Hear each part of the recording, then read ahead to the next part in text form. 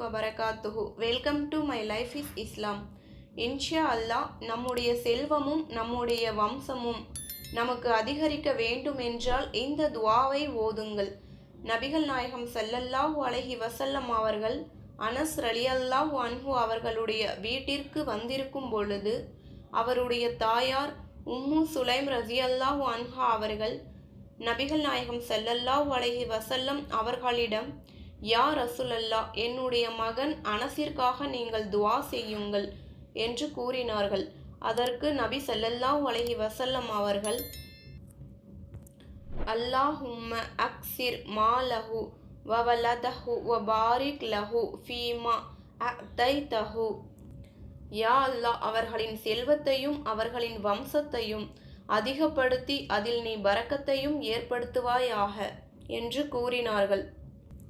நம்முடைய செல்வமும் நம்முடைய வம்சமும் அதிகரிக்க வேண்டுமென்றால் இதை போன்று நாமும் ஓதுவோம். அல்லாஹும்ம அக்ஸிர் மாலஹு வவலதஹு வபாரிக் லஹு ஃபீமா அதைதஹு.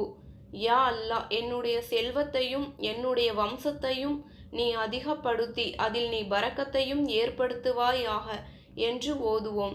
இதை நாமும் ஓதி மற்றவர்களுக்கும் பகிர்வோம். இந்த இரண்டையும் அல்லாஹ் நம் அனைவருக்கும் தருவானாக.